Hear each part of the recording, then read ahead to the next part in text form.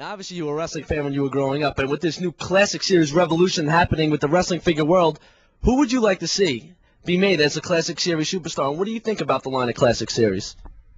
I think it's great. I think that, some of the talent from the past, I communicate still with a lot of people that connected with my career, the Ultimate Warrior's career, that entire era, those characters that they had back then. And I think more so because back then there was a real distinct line between who was a good guy, who was a bad guy. It sort of means something a little different, especially people that are now adults and have kids of their own. They sort of miss in some ways the storytelling that was done. And if you look at all great stories in entertainment or even in books, there's always a clear distinction between what's good and what's evil. And I think that's why people bonded with that era so much. But I'm glad that they're making the classic dolls. I'm glad that they came out with the Ultimate Warrior doll because people write me all the time and talk about how they miss the Ultimate Warrior participating in the business. I miss it too, but for, too many reasons that I can go into now, I'm not in it anymore.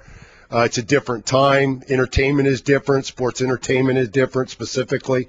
And other characters that I would like to see created. Well, I guess with the idea they're going to do the classics, they're going to do just about everybody else. But I'm a little prejudiced, I guess, for the Ultimate Warrior doll.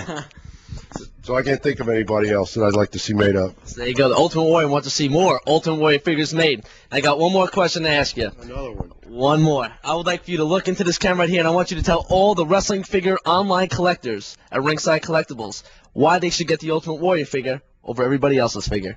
The Ultimate Warrior is number one in my book, of course. As the creator and the performer and the portrayer of him, I think it's a way for you to stay attached to what the Ultimate Warrior character meant to you when you were a little kid, and to continue to hand down the ideas, the energy, and the motivation, the inspiration of what the Ultimate Warrior meant to you. You can continue to hand it down and take it out and play with it, or you can buy two, keep it in a box, collect one of them, and it will continue to increase in value over the years in more ways than just one.